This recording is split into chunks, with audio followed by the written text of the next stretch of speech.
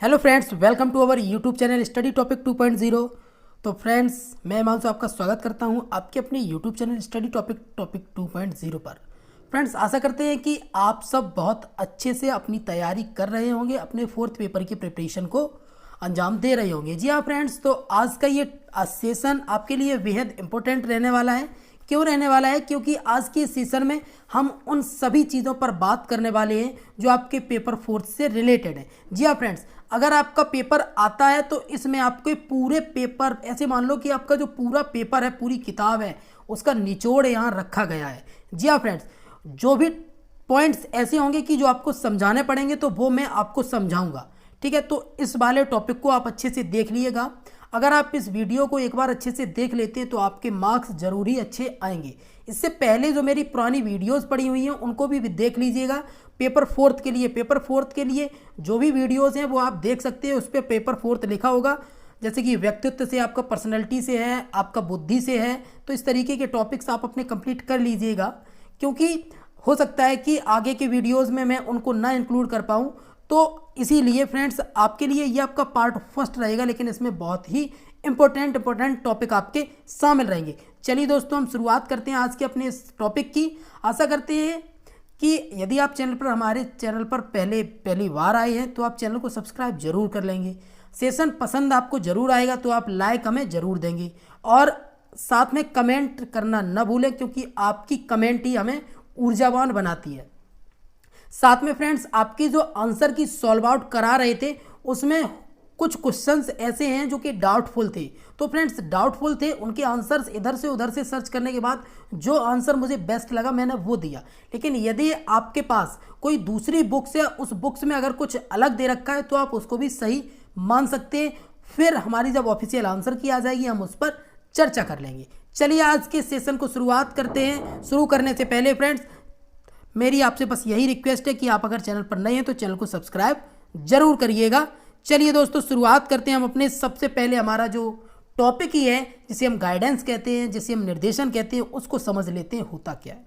तो फ्रेंड्स देखिएगा, निर्देशन आपका जो है ये आपका क्या है कि पथ प्रदर्शन करना, मतलब जो हमें हमारे रास्ते के बारे में बताए, कि हमें जो इंडिकेट्स करे कि ये हमारा सही नहीं है, ये गलत है, हमें ऐसे चलना चाहिए, हमें आगे ये करना चाहिए, इस तरीके का, तो हम उसको कहते हैं पथ प्रदर्शन करना। तो हमारा जो निर्देशन है वो हमें पथ दिखाता है, साथ में हमें निर्देशित भी करता है और संकेत भी करता है। संकेत, जैसे कि आप अगर रोड पर जाते होंगे तो आपने देखे होंगे कि जो सिग्नल्स वगैरह रहते हैं, आपने देखा है कि कहीं अगर मुड़ना भी है आपको तो वहाँ लिखा होता है कि आप इधर से मुड़ जाइए। तो ये सभी क्या है? ये सभी आपको निर्देश ही तो दे रही हैं, आपको संकेत द्वारा निर्देशन दिया जा रहा है।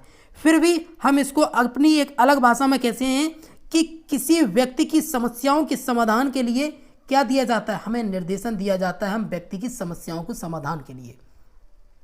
अर्थात हम कह सकते हैं कि किसी व्यक्ति की रुचि, योग्यता व क्षमता को ध्यान में रखते हुए उसके आधार पर पथ प्रदर्शन करना ही निर्देशन हमारा कहलाता है। अगर हम इसके व्यापक अर्थ की बात करें, क्योंकि इसके 3 अर्थ हमें दिए गए हैं, तो अगर हम व्यापक अर्थ की बात करेंगे तो व्यापक अर्थ हो जाता है कि किसी भी व्यक्ति को सेवा के रूप में दी गई सहायता। जी हाँ फ्रेंड्स, आप किसी को एक तरीके से सेवा के रूप में जो सहायता दे रहे हैं उसको ही हम निर्देशन कह सकते हैं। लेकिन कैसे अर्थ में? ये व्यापक अर्थ में। ठीक है, अगला आता है हमारा विशिष्ट अर्थ में। विशिष्ट मतलब किसी एक पॉइंट के रूप में, तो निर्देशन सेवा के रूप में हो सकता है। ठीक, अगला हमारा है व्यक्ति और समाज का सामंजस्य बनाना। जी हाँ फ्रेंड्स, व्यक्ति और समाज का सामंजस्य बनाना ही हमारा क्या निर्देशन कहलाता है, क्योंकि निर्देशन का जो लक्ष्य है वो यही होता है कि हमें व्यक्तियों के बीच में जो सामंजस्य है, व्यक्ति और समाज के बीच में, उसको स्थापित करना है। ठीक है, व्यक्ति का संपूर्ण विकास ही निर्देशन का कार्य है। आपका जो जीवन में जो कुछ भी हो रहा है ये सभी आपके लिए एक निर्देशन है। ठीक, चलिए आगे बात कर लेते हैं हम निर्देशन के विषय क्षेत्र के बारे में। तो निर्देशन की जो विषय क्षेत्र है वो हम इस तरीके से देख सकते हैं कि जैसे कि आपके विषय क्षेत्र आपका शैक्षिक हो गया। ठीक है, शैक्षिक की बात करें, जैसे कि आपके शैक्षिक निर्देशन है, शैक्षिक निर्देशन में हम अगर इस तरीके से रिलेट कर सकते हैं कि विद्यार्थियों को शिक्षा संबंधी समायोजन और चुनाव के लिए जो सहायता दी जाती है। ठीक है, इस तरीके से। अगला हमारा व्यक्तिगत, हम किसी व्यक्ति को व्यक्तिगत निर्देशन भी देते हैं, व्यक्तिगत निर्देश भी देखते हैं। इसका सीधा सा संबंध यह है कि व्यक्तिगत की जो व्यक्तियों की जो कठिनाइयां हैं, जिनका अनुभव छात्र अपने अनुभव काल में करते हैं, इस निर्देशन के अंतर्गत छात्रों को अध्ययन में तथा व्यक्तित्व संबंधी समस्याओं का समाधान करने में व्यक्तिगत रूप से पथ प्रदर्शन किया जाता है। उन्हें कोई प्रॉब्लम हो गई है तो अपने व्यक्तिगत रूप से पथ प्रदर्शन कर सकती है। अगला आ जाता है हमारा सामाजिक रूप से। तो सामाजिक रूप से भी निर्देशन होता है। सामाजिक रूप की बात करें, जैसे कि समाज में आप जैसे छात्र है, सपोज दैट, ठीक है, छात्रों को समाज तथा नागरिकता संबंधी बातों का निर्देशन दिया जाता है। कहा जाता है कि आपको अपने समाज में इस तरीके से रहना चाहिए, आपको एक अच्छे नागरिक की तरीके से रहना चाहिए, जैसे कि सामाजिक व्यवहार के बारे में सूचना देना, उन्हें उसके बारे में जानकारी देना, प्रशिक्षण देना, नागरिकता के संबंध में परामर्श देना तथा सामाजिक कार्यक्रम का आयोजन करना, ये सभी कहलाते हैं। ऐसे ही आपका आता है व्यवसायिक।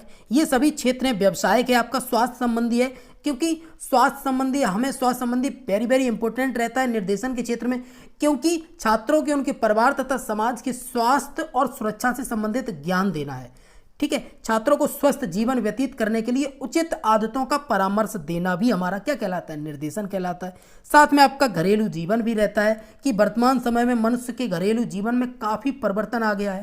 पहले संयुक्त परिवार होते थे, अब एकल परिवार हो गए हैं। बच्चे घर से ही औद्योगिक और व्यावसायिक निर्देशन प्राप्त कर लेते थे, परंतु अब संयुक्त परिवार टूटकर छोटे छोटे परिवार बनते जा रहे हैं, जिसमें पति पत्नी तथा बच्चे शामिल हैं।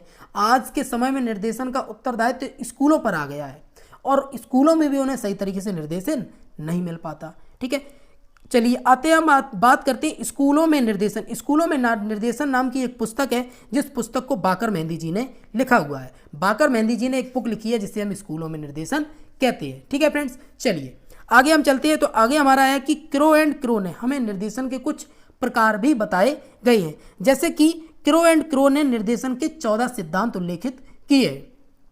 साथ में आपका अगर हम बात करें, लिफीवर और टसेन ने 14 सिद्धांत बताए हैं। आप ऐसे याद कर सकते हैं कि क्रो एंड क्रो ने, लिफीवर और टसेन ने, इन सभी ने 14 सिद्धांतों की बात की है निर्देशन की। ठीक है, और अगली बात करेंगे तो हम्फ्री और ट्रेक्सलर ने 7 सिद्धांत बताए हैं। हम्फ्री और ट्रेक्सलर ने कितने सिद्धांत बताए हैं? 7 सिद्धांत बताए हैं। और इसी के साथ आपके जो जोन्स महोदय ने आपके 5 सिद्धांत बताए हुए हैं। किसके? निर्देशन के आपके ये सभी सिद्धांत हैं। अगली बात करते हैं तो निर्देशन जो है वो आपका जन्म से, हम जन्म से तो नहीं कह सकते, लेकिन हाँ कह भी सकते हैं, क्योंकि हमारा जब जन्म होता है तभी से हमें निर्देशन मिलने लगते हैं, हमें इंडिकेशन मिलने लगते हैं कि हमें ये करना है, ये करना है। जैसे ही हम थोड़े से समझदार हो जाते हैं हम ऐसे कह सकते हैं।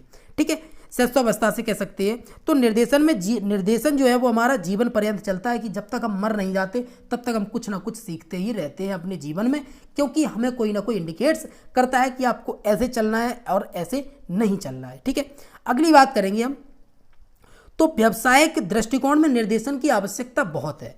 क्यों आवश्यकता है? क्योंकि व्यावसायिक रुचि के मापन की दृष्टि से, व्यवसायिक में आपकी जो मापन की रुचि है उसकी दृष्टि से भी बहुत ज़्यादा इंपॉर्टेंट हो गया है। साथ में आपका ये है कि औद्योगिकी एवं तकनीकी की दृष्टि से। ठीक है, अगले बात करते हो व्यवहार के चयन का सामंजस्य की दृष्टि से आपका ये जो दृष्टिकोण है ये बहुत इंपॉर्टेंट हो गया है। ठीक है, अगले हम बात करेंगे राजनीतिक दृष्टिकोण से निर्देशन की आवश्यकता भी है। क्या कौन कौन सी आवश्यकताएं हैं? जैसे कि देश में धर्मनिरपेक्षता के लिए, क्योंकि हर एक व्यक्ति अपने धर्म की लड़ाई लड़ना चाहता है, लेकिन उसे सही तरीके से दिशा निर्देशन नहीं मिलता है, जिस वजह से आपने देखा होगा कि अभी भी देश में कहीं कहीं धार्मिक उत्पाद होते हैं। तो धार्मिक उत्पाद सिर्फ इसलिए होते हैं क्योंकि उन्हें निर्देशन, उन्हें गाइडेंस एक सही प्रॉपर वे में नहीं मिल पाती है, जिस वजह से वो उग्र हो जाते हैं। साथ में बात करते हैं हम भावात्मक और राष्ट्रीयता के विकास के लिए, क्योंकि आपकी राष्ट्रीयता, आपकी जो राष्ट्रीय एकता अखंडता है, इसके लिए भी आपको निर्देशित किया जाता है। आपको बचपन से ही सिखाया जाता है कि सबसे पहले हमें अपने देश के लिए ये करना है, ये करना है। एकदम अलग सी एनर्जी आती है जब हम बात देश की करती है। साथ में बात करेंगे हम देश की रक्षा के लिए, तो देश की रक्षा भी इसी में आ जाती है। ये सभी हमारे क्या है? ये सभी हमारे राजनीतिक दृष्टिकोण से निर्देशन की आवश्यकता से संबंधित हैं। अगली बात करेंगे, अगली एक डेफिनेशन दे रखी है कि शिक्षा, आखिर में ये शिक्षा है क्या? तो शिक्षा एक विस्तृत शब्द है, जबकि निर्देशन उसका एक भाग मात्र है। समझ रहे हैं आप? जो शिक्षा है वो विस्तृत है। आप कभी भी किसी भी जिंदगी के किसी भी पड़ाव पर कुछ ना कुछ सीखते रहते हैं। ये सभी किस में आते हैं? ये सभी शिक्षा में आते हैं। लेकिन जबकि आपका जो निर्देशन होता है, ये निर्देशन जो है ये आपका मात्र एक भाग है। जी हाँ फ्रेंड्स, सिर्फ एक पार्ट है आपका निर्देशन, और ये कुछ भी नहीं है।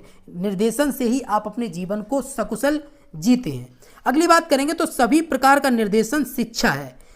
अगर बात की जाए कि शिक्षा विस्तृत है लेकिन शिक्षा निर्देशन है, हम ये नहीं कह सकते, लेकिन हाँ, लेकिन सभी प्रकार के निर्देशन आपके शिक्षा के अंतर्गत ही आते हैं, परंतु सभी प्रकार की शिक्षा निर्देशन नहीं है। ठीक है, चलिए अगली बात करते हैं। तो निर्देशन आपकी एक सेवा है। निर्देशन जो है वो आपकी एक सेवा है, साथ में ये निर्देशन की विशेषताएं हैं। निर्देशन आपकी एक जटिल प्रक्रिया है। ठीक है, निर्देशन हमारा व्यक्ति केंद्रित होता है, साथ में व्यक्ति के सर्वोन्मुख विकास में सहायक है। सर्वोन्मुख विकास की बात करें तो आपका शारीरिक है, मानसिक है, शारीरिक मानसिक आपका सभी तरीके के जो विकास होते हैं, इन सभी तरीके के विकास में आपका सामाजिक विकास है, इन सभी में आपके निर्देशन काम करता है। अगली बात करेंगे हम व्यक्ति और समाज की भलाई के लिए। बिल्कुल, व्यक्ति और समाज की भलाई के लिए भी निर्देशन हमारा कार्य करता है। ये सभी हमारे निर्देशन की विशेषताएं हो जाती हैं। अगले पॉइंट पर ही हम बात करेंगे कि भारत में निर्देशन से परिचित कराने का जो श्रेय है वो जाता है श्री सोहनलाल जी को, और साथ में जाता है केजी सैदन जी को। केजी सैदन जी और श्री सोहनलाल जी को जाता है भारत में निर्देशन से परिचित कराने का श्रेय। ठीक है, अगली बात करेंगे हम। तो निर्देशन का जो कार्य है वो भारत में अभी शैशवावस्था में है। आपसे पूछा जा सकता है कि निर्देशन का जो कार्य है वो भारत में किस स्टेज तक पहुंच गया, तो अभी शैशवावस्था में ही है। आप कैसे कह सकते हैं कि अभी जन्म ही लिया है इसने। अगली बात करेंगे हम अपनी कलकत्ता यूनिवर्सिटी से। तो कलकत्ता यूनिवर्सिटी में सन 1915 में व्यवहारिक मनोविज्ञान की एक शाखा खोली गई। किसकी? व्यवहारिक मनोविज्ञान की एक शाखा खोली गई। कब? 1915 में। तो ये कुछ फैक्ट वाले क्वेश्चन है, इनको आप लर्न अच्छे से कर लेना। साथ में इसकी पीडीएफ आपको टेलीग्राम और व्हाट्सएप ग्रुप पर भेज दी जाएगी। ठीक है फ्रेंड्स, चलिए आगे हमारा पॉइंट आता है 1938 में व्यावसायिक निर्देशन की शाखा स्थापित हुई, जिसके अध्यक्ष थे कौन? श्री जीएस बोस थे। श्री जीएस बोस थे जो सन 1938 में आपकी एक शाखा खोली गई। ठीक है, 1938 में जो शाखा खोली गई थी वो भी आपकी कहाँ? भारत में ही। ठीक है, अगली बात करेंगे हम 1941 में बंबई में व्यावसायिक निर्देशन संबंधी एक शाखा श्री बाटले बॉय के प्रयत्न से खोली गई। कहाँ? 1941 में बंबई में व्यावसायिक निर्देशन से संबंधित एक शाखा किसकी? श्री बाटले बॉय के प्रयत्न से खोली गई थी। अगली बात करेंगे तो हमारा आ जाता है 1952 में बंबई में निर्देशन ब्यूरो की स्थापना की गई। कब? 1952 में की गई, निर्देशन ब्यूरो की स्थापना की गई। अगली बात करेंगे हम तो 1942 में इलाहाबाद उत्तर प्रदेश में मनोविज्ञान निर्देशन ब्यूरो की स्थापना नरेंद्र देव की अध्यक्षता में की गई। ये जो योजना थी मनोविज्ञान निर्देशन ब्यूरो जो था, इसका जो उद्देश्य था वो था माध्यमिक शालाओं में शिक्षा के साथ निर्देशन प्रारंभ करना। क्योंकि हमारे यहाँ क्या था कि निर्देशन जो था वो नहीं दिया जाता था बच्चों को, तभी बच्चे भटक जाते थे। लेकिन जब 1942 में जब इलाहाबाद से ये शुरुआत हुई मनोविज्ञान निर्देशन ब्यूरो की, तो इसी का उद्देश्य था कि भारत में जितने भी माध्यमिक स्कूल खुल रहे हैं उन सभी में हम निर्देशन की शिक्षा देंगे, निर्देशन से गाइड करेंगे बच्चों को। ठीक है, अगली बात करेंगे हम 1950 में बंबई सरकार ने व्यावसायिक निर्देशन ब्यूरो की स्थापना कर दी। कब? 1950 में बंबई सरकार ने। अगली बात करेंगे हम तो केंद्रीय शिक्षा मंत्रालय ने 1954 में केंद्रीय शिक्षा तथा व्यवसायिक ब्यूरो की स्थापना की। कब की? 1954 में। किसने? केंद्रीय शिक्षा तथा व्यवसायिक ब्यूरो की स्थापना की गई, जिसका काम था माध्यमिक शिक्षा आयोग की सिफारिश पर इसकी जो स्थापना है वो की गई। किसकी सिफारिश पर? तो माध्यमिक शिक्षा आयोग की सिफारिश पर। आपको पता होगा माध्यमिक शिक्षा आयोग को ही हम मुदालियर आयोग के नाम से जानते हैं। मुदालियर आयोग की बात करें तो 1952 से 1953 में चला था जो, और उसी के आधार पर हमारे केंद्रीय शिक्षा मंत्रालय ने 1954 में केंद्रीय शिक्षा तथा व्यवसायिक ब्यूरो की स्थापना कर दी। अगली बात करेंगे तो 1960 में अखिल भारतीय निर्देशन कार्यालय भवन की स्थापना कर दी गई। इसका जो कार्य था वो था माध्यमिक शिक्षा की प्रगति की जांच करना। प्रगति की जांच करना किसकी? माध्यमिक शिक्षा की प्रगति की जांच करना। सन 1960 में इसकी स्थापना की गई। अगली हम बात करेंगे तो भारत में निर्देशन की जो समस्याएं हैं उनसे रिलेटेड। ठीक है, तो भारत में जो निर्देशन की समस्याएं हैं वो है जैसे कि अप्रशिक्षित शिक्षक हैं। अप्रशिक्षित शिक्षक की अगर हम बात करेंगे तो इसका सीधा सा मतलब है कि हमारे देश में जो साधारण शिक्षा प्रदान करने हेतु प्रशिक्षित शिक्षकों का अभाव है। क्यों अभाव है? क्योंकि प्रशिक्षित शिक्षकों का प्रश्न यह है कि यह तो अभाव में और भी अधिक है। हमारे देश में प्रशिक्षित निर्देशकों के अभाव के कारण निर्देशन देने में परेशानी होती है, बिल्कुल सी होती है। अगली बात करेंगे हम शिक्षकों पर अति कार्यभार। अति कार्यभार की बात करेंगे तो शिक्षकों पर ही बहुत सारे काम कर दिए गए हैं, क्योंकि शिक्षकों को ही जनगणना करानी है, शिक्षकों को ही किसी कार्य हेतु अपना समय नहीं बचता इन्हीं सभी कार्यों की वजह से, जिस वजह से अध्यापक अपना अध्यापन कार्य भी इतना रहता है कि वे उसी कार्य को कुशलतापूर्वक संपन्न नहीं कर पाते। साधारणतः अगर हम बात करें तो एक अध्यापक को 36 आवर्स, जी हाँ फ्रेंड्स, 36 घंटे प्रति सप्ताह लेने पड़ते हैं। नौकरी के भय से बेचारा अध्यापक पढ़ाता तो है, पर यह उसका पढ़ाना भर मात्र ही है, वास्तविक शिक्षा देना नहीं है। ठीक है, अगली बात करेंगे मैं राष्ट्रभाषा का अभाव। राष्ट्रभाषा के अभाव इस तरीके से है कि हमारे उत्तर प्रदेश में अलग भाषा बोली जाती है, पंजाब में अलग भाषा बोली जाती है, कर्नाटक में अलग, केरल में अलग, तमिलनाडु में अलग। इस तरीके से जब भाषाएं आपकी अलग अलग रहती हैं तब हमें वहाँ निर्देशित करने में समस्या होती है। अगली बात करेंगे हम तो विद्यालयों को दयनीय आर्थिक व्यवस्था। आर्थिक व्यवस्था की बात करें तो अभी तक विद्यालयों की जो स्थिति है वो डमाडोल हो गई है। डमाडोल की बात करें तो स्थिति इतनी खस्ता हो चुकी है कि अब आप देखिएगा कि स्कूल जो है, प्राइमरी स्कूल जो है, उनमें पानी तक की व्यवस्था नहीं है। तो ये सभी किसकी, ये सभी आर्थिक संकट की वजह से है। अगला हमारा विद्यालयों में पाठ्यक्रम। पाठ्यक्रम की बात करेंगे तो पाठ्यक्रम अभी तक निर्धारित ही नहीं होता था कि बच्चों को आखिर में पढ़ाना हमें क्या है। ठीक है, अगली बात करेंगे जाति प्रथा। तो जाति प्रथा के बारे में आप अच्छे से परिचित होंगे, क्योंकि भारत में जाति प्रथा चरम सीमा पर थी। ठीक है, जाति प्रथा में निर्देशन कार्य में समस्या उत्पन्न करती थी। वास्तविक रूप से यदि देखा जाए तो जाति प्रथा भारत में व्यावसायिक निर्देशन का प्राचीनतम रूप है, परंतु जातिगत तथा परिवारगत व्यवसाय का बच्चे के व्यवसाय चयन पर प्रभाव पड़ता है। बिल्कुल पड़ता है। क्यों पड़ता है? क्योंकि आपको पता होगा कि जब उस समय जब जातिगत व्यवस्था हमारे भारत पर चरम पर थी, तब उसमें कहा गया था कि आप जिस जाति से हैं आपको उसी जाति का काम करना है। तो उन्हें बस ये कहा गया, इसलिए उन्हें अच्छे माहौल नहीं मिल पाया। ठीक है, तो ये सभी क्या है, ये सभी समस्याएं ही हमारी। अगली बात करेंगे हम बेकारी की। तो बेकारी भी हमारी इस तरीके से है कि बेरोजगारी इतनी बढ़ चुकी है। ठीक है, अगली बात करेंगे हम राज्य शैक्षिक एवं व्यावसायिक ब्यूरो की। तो राज्य शैक्षिक एवं व्यावसायिक ब्यूरो की जो स्थापना है वो मुदालियर आयोग की सिफारिशों का परिणाम स्वरूप ये ओपन हुई। ठीक है, और इसकी जो स्थापना थी वो कहाँ की गई? वो कहाँ की गई? सबसे पहले 1985 में आपकी बीकानेर में की गई, राजस्थान में। ठीक है, चलिए अगला हमारा पॉइंट आता है व्यक्तिगत को शैक्षिक निर्देशन प्रदान करने का मुख्य उद्देश्य समुचित कार्यक्रम को चुनाव तथा उसमें प्रगति करने में सहायता देना है। यह बात कही है रूथ स्ट्रैंग ने। रूथ स्ट्रैंग ने इस बात को कहा है। अगला हमारा पॉइंट आता है शैक्षिक निर्देशन की आवश्यकता। आखिर में शैक्षिक निर्देशन की हमें आवश्यकता क्यों पड़ी? तो शैक्षिक निर्देशन की आवश्यकता की बात करें तो आगामी शिक्षा से संबंधित जानकारी देना, क्योंकि आपने देखा होगा कि जब आप भी 9th 10th 12th में रहे होंगे, सपोज दैट आप 8th क्रॉस किए या आप 10th क्रॉस किए, तो उस समय आपने इधर से उधर से पूछा ही होगा कि हमें अब क्या करना चाहिए, हमें साइंस लेनी चाहिए या आर्ट लेनी चाहिए। तो ये सभी आगामी शिक्षा से संबंधित ही जानकारियाँ थी। अगली बात करेंगे पिछड़े तथा प्रतिभाशाली बालकों की समस्याओं को दूर करने के लिए। बिल्कुल से, क्योंकि जो बालक पिछड़ चुके हैं और जो बालक प्रतिभाशाली है, प्रतिभाशाली की बात करें जिन्हें, जो अपनी प्रतिभा के धनी हैं, उन बच्चों को सही गाइडेंस नहीं मिल पाती है, जिस कारण उनकी जो प्रतिभा है वो कहीं ना कहीं खो जाती है। आपने देखा होगा कहीं कहीं वीडियो वायरल होते हैं कि प्राइमरी स्कूल में इस तरीके के बच्चे हैं कि वो किसी दूसरे, आप कितने भी लंबे आप नंबर से लिख दीजिए और वो सभी लर्न कर लेते हैं। तो ये उनकी कैपेबिलिटी है। अगर इस चीज़ को, इसके बारे में अगर उन्हें सही से गाइड किया जाए तो वे एक अच्छे जानकार हो सकती है। अगली बात करेंगे पाठ्यक्रम में चुनाव करने के लिए। बिल्कुल, आपका सिलेबस क्या है, किस तरीके से आपको पढ़ाई करनी है, कहाँ आपको जाना है, वो सभी आपको पता नहीं रहता है। क्यों नहीं रहता है? क्योंकि आपने देखा ही होगा कि 12th तक किसी बच्चे को ये नहीं पता होता है कि हमें इंजीनियरिंग करनी है तो हमें इंजीनियरिंग में क्या सब्जेक्ट पढ़ना है। हमें 12th तक बस यही पता है कि फिजिक्स पढ़ लो, केमिस्ट्री पढ़ लो, मैथ पढ़ लो, लेकिन इसके आगे हमें कुछ पता नहीं रहता। अगली बात करेंगे तो अपव्यय और अवरोधन को दूर करने के लिए। अपव्यय और अवरोधन को के बारे में मैंने आपको बहुत पहले सभी वीडियोज़ में बताया है। पेपर फर्स्ट के लिए भी ये वेरी वेरी इंपॉर्टेंट पॉइंट था। तो अपव्यय वह है जो बच्चे क्या करते हैं कि जो बच्चे अपनी पढ़ाई बीच में ही छोड़ जाते हैं, उन्हें हम कहते हैं अपव्यय। और अवरोधन वो होता है कि एक ही कक्षा में बच्चे को बार बार फेल किया जा रहा हो या बच्चा एक ही कक्षा को बार बार पढ़ रहा हो। ठीक है, अगली बात करेंगे हम व्यक्तिगत निर्देशन। तो व्यक्तिगत निर्देशन का स्वरूप या प्रकृति जो है वो दो पक्ष होते हैं। कौन दो पक्ष हैं उसके? कौन कौन से? एक है आपका समस्या का पता लगाना और दूसरा आपका उपचार करना। समस्या का समाधान करना, उपचार करना। उपचार करने की भी आपकी दो विधियां हैं। कौन कौन सी? एक विधि कहलाती है आपकी परामर्श और दूसरी विधि कहलाती है आपकी मानसिक चिकित्सा।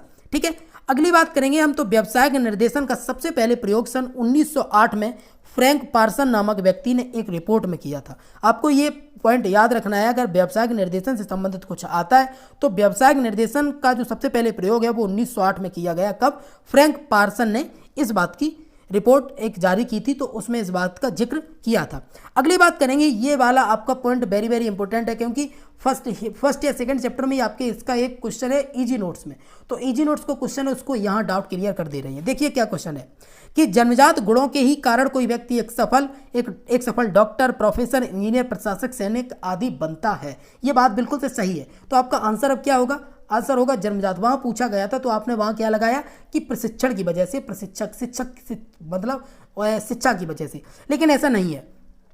यही दूसरा पॉइंट है कि जब कोई व्यक्ति अपनी रुचि के अनुसार विषय चुनता है तो उसे उसमें पूर्ण सफलता मिलती है। जी हाँ फ्रेंड्स, यदि आपको सपोज दैट आपकी रुचि क्रिकेट में अच्छी है तो आपको अगर क्रिकेट का नॉलेज अगर अच्छे से कराई जाए, प्रैक्टिस कराई जाए तो आप क्रिकेट के क्षेत्र में आगे बढ़ सकते हैं। यदि आपकी यहीं पर उसको सही से गाइड ना किया जाए तो आपकी वही रुक जाएगी। तो यही है कि एक सफल डॉक्टर, एक प्रोफेसर, इंजीनियर का जो रोल है वो जन्मजात होता है लेकिन साथ में शैक्षिक भी होता है। लेकिन अगर ये क्वेश्चन आता है तो आप जन्मजात करके आएंगे, शैक्षिक करके नहीं आएंगे। ठीक है, चलिए अगला हमारा है शैक्षिक आयोग। तो आपका जो शिक्षा आयोग है जिसे हम कोठारी आयोग कहते हैं 1964-66 में, इसने कहा है कि निर्देशन सभी विद्यार्थियों के लिए है। जो भी शिक्षार्थी हैं उन सभी के लिए निर्देशन आवश्यक है क्योंकि उनकी शिक्षा के साथ साथ उन्हें निर्देशित भी करना चाहिए। तो फ्रेंड्स इस तरीके से आज के इस टॉपिक को हमने कुछ हद तक कंप्लीट कर लिया है। नेक्स्ट सेशन में ही आपको अगला वीडियो में मिलेगा जिसमें हम परामर्श के बारे में आपको सारी जानकारी देंगे और भी हमारा जो कुछ भी जितना भी मैटर रहेगा वो सभी आपको प्रोवाइड करा दिया जाएगा विद PDF फॉर्म में। तो फ्रेंड्स इस वीडियो को आप अच्छे से देख लीजिए क्योंकि PDF फॉर्म में सिर्फ आपको लिखा हुआ मिलेगा, आप समझ नहीं पाएंगे। तो आपको वीडियो देखना चाहिए जिसमें मैंने आपको अच्छे से समझाया भी है। तो फ्रेंड्स ये सेशन आपको कैसा लगा आप हमें कमेंट सेक्शन में जरूर बताइएगा। साथ में अगर आपको सेशन पसंद आए तो लाइक जरूर कीजिए क्योंकि आपके व्यूज़ 5 से 6 हज़ार हो जाते हैं लेकिन लाइक आपके 200 से 300 ही रहते हैं। तो फ्रेंड्स कृपया करके आप लाइक जरूर कीजिएगा। साथ में अगर चैनल पर नए हैं तो चैनल को सब्सक्राइब जरूर कर लीजिएगा। चलिए फ्रेंड्स मिलते हैं हम अगले टॉपिक पर, इसी के पार्ट 2 को लेकर आएंगे। उसके बाद हम अपने कुछ क्वेश्चंस को लेकर आएंगे जो वेरी वेरी इंपॉर्टेंट रहेंगे हमारे एग्जाम के पॉइंट ऑफ व्यू से। चलिए मिलते हैं अगले सेशन में, तब तक के लिए नमस्कार, बाय बाय एंड